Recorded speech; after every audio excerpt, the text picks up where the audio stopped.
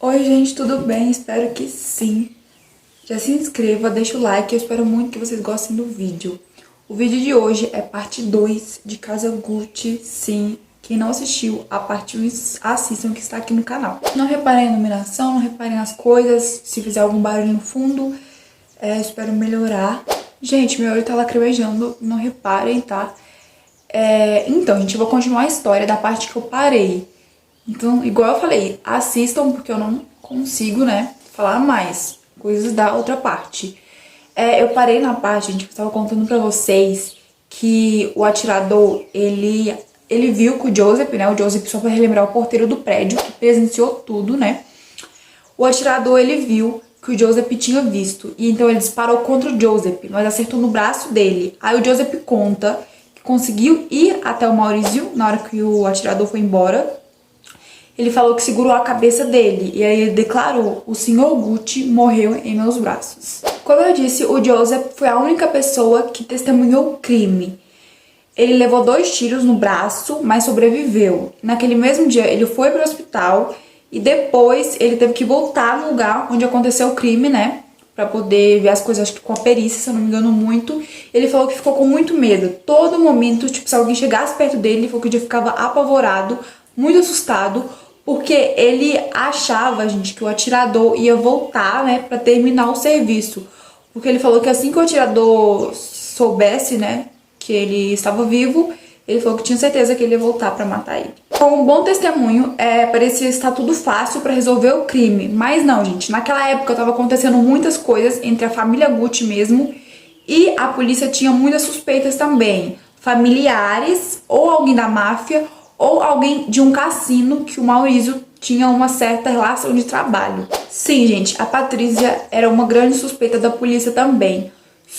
E naquela época a Patrícia tinha vários áudios publicados, né, mesmo, desejando a morte para o Maurício. Só que não tinha nenhuma prova concreta. Então o caso foi arquivado.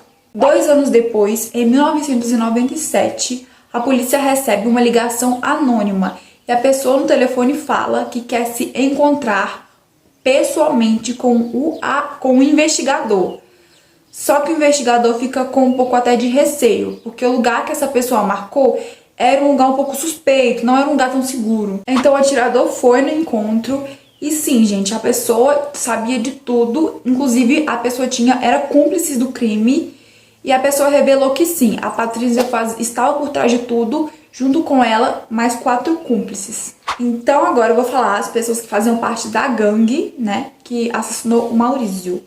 Quem fazia parte era a Patrícia, a ex-amiga dela, Pina Auriema, o atirador Benedetto Seraldo, não sei se é assim que se pronuncia, tá, gente, todos os nomes. O Ivano, que ajudou a organizar, e o Oraldo, o motorista de fuga. A polícia foi até a casa de Patrícia e achou até uma evidência. No diário dela tinha uma certa palavra e naquela época, gente, a imprensa apelidou ela de Viúva Negra. E mesmo com vários áudios, várias coisas publicadas da Patrícia desejando a morte pro marido, mesmo assim, ela e seus advogados se declaravam inocentes, né? Os advogados falavam que ela era inocente, alegou que ela tinha um certo distúrbio mental, né? Na época que cometeu tudo aquilo. Só que aí os resultados dos exames chegaram e não, gente, os exames falaram que ela estava bem mentalmente, então aquilo ali não era nada. Esse julgamento durou 5 meses, a polícia conseguiu fazer várias conexões e achar provas para pegar os 5, né, não, a Patrícia e os 4 cúmplices dela. E eles todos foram presos culpados por homicídio. E eu vou ler aqui para vocês agora a pena deles. A Patrícia e o Horácio foram condenados a 29 anos de prisão, o Ivan a 26 e a Auriema a 25. E o atirador, a prisão perpétua. E outra curiosidade é que as filhas da Patrícia não aceitou que ela fosse presa, falou que ela era inocente, que ela devia ser declarada inocente. E as filhas dela, mais uma vez, né, alegou aquele distúrbio mental e também alegou outro, eu não sei se ela teve outra doença mais forte, algo mais grave, quando mais nova, algo na cabeça também, não tenho certeza. Outra curiosidade, né, que foi revelada na época é que a Patrícia cobrou um aceleramento do atirador, de todo mundo que fazia parte. Ela queria que o Maurício morresse antes de se casar com a Paola, que era a namorada dele, né? Que eu comentei com vocês. Ela estava com medo dele se casar com a Paola e as filhas, né, do casal perder a parte da herança. A ex-amiga de Patrícia, a Pina, disse que ela fez tudo aquilo porque não aceitava ser substituída, né? E a Paola, né, a namorada do Maurício, ela falou que a Patrícia tinha espiões por toda parte. Então, qualquer lugar que ela e o Maurício circulavam, tinha pessoas vigiando. A Paola contou em uma entrevista que pedia muito pro Maurício ter segurança, as pessoas sempre por perto para poder vigiar ele, né? Mas ele falou que não, gente. O Maurício acreditava que a Patrícia não era capaz de fazer nada. Infelizmente, não foi bem isso que aconteceu. Outra coisa, gente, é que depois de tudo aquilo, a vida da Paula foi bem triste, infelizmente. E hoje em dia, né, recentemente, ela vive em Milão. E a Paola, naquela época, morava com o filho dela. Acho que ele tinha 11 anos na época. Gente, a minha câmera aqui rodou, mudou de lugar, nem sei o que aconteceu. A Patrícia teve que pagar um valor pro Joseph, porque ele havia sido baleado 2 vezes, né, no braço. Só que em 2021, eu pesquisei, eu vi que em 2021 parece que ele não tinha recebido nenhum centavo desse valor. E a Patrícia declarou que estava falida, então não tinha condições de dar esse dinheiro para o Joseph. E por que a Patrícia se declarou falida? Porque, gente, quem herdou tudo foi as filhas do casal.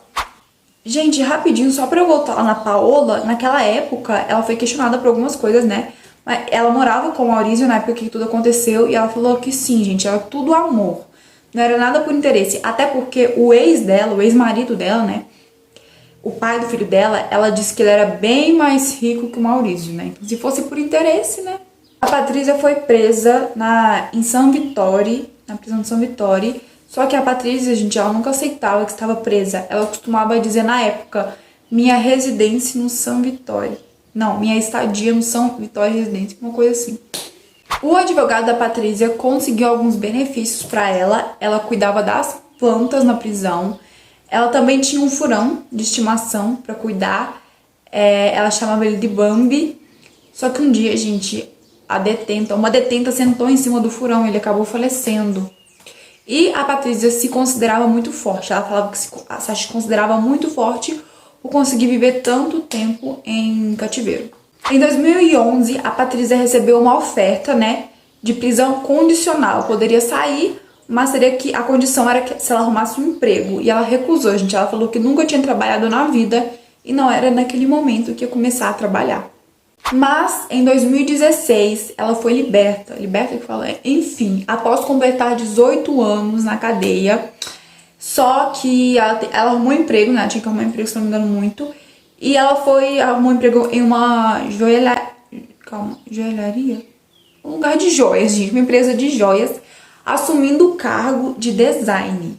Depois de ser solta, a Patrícia foi vista fazendo compras na avenida mais famosa de Milão, com um óculos escuro bem grande e uma arara no pescoço, né, no ombro, enfim. Aquilo ali enchia, né, os olhos dos paparazzis. E, gente, ela disse que gostaria sim de voltar a trabalhar na Gucci, que eles precisavam dela, que ela era Gucci, inclusive que ela era a mais Gucci de todas. Uma curiosidade também é que as filhas, gente, cortou ela da herança do pai, né, as filhas cortaram ela da herança e ela não estava se dando bem, parece que naquela época, muito com as filhas dela, não. E uma vez, a Patrícia teve uma visita inesperada no lugar que ela trabalhava. Algumas pessoas foram até lá para entrevistar ela e perguntaram ela, um jornalista perguntou ela, por que você contratou um pistoleiro? Por que você mesma não fez o trabalho? Aí ela respondeu que a visão dela era muito ruim e ela não queria errar. Aos 72 anos, a Patrícia deu uma entrevista sobre o caso e em 2021 ela também deu uma entrevista. Falou que admirava muito a Lady Gaga, mas tinha ficado incomodada por ela não ter ido conhecer ela, né? Porque a Lady Gaga interpretou ela no filme. Ela falou que ficou muito incomodada, porque ela não teve o bom senso de procurar ela para conhecer melhor ela. Uma correção do outro vídeo. O filme foi estreado dia 25 de novembro nos cinemas. Eu falei dia 20 de dezembro. no outro vídeo. E foi dia 25 de novembro. E agora eu vou atualizar vocês sobre a idade da galerinha. Gente, a Patrícia hoje em dia tem 73 anos. A Alessandra, né, e a Alegra Gucci, que são as filhas, tem 45 e a Alegra tem 41. E a Paola hoje em dia tá com 68 anos. Acho que é só isso. É isso aí, gente. Espero que vocês tenham gostado do vídeo. Se vocês quiserem vídeo sobre outras marcas, deixem as ideias aqui nos comentários. Um beijo e até o próximo vídeo.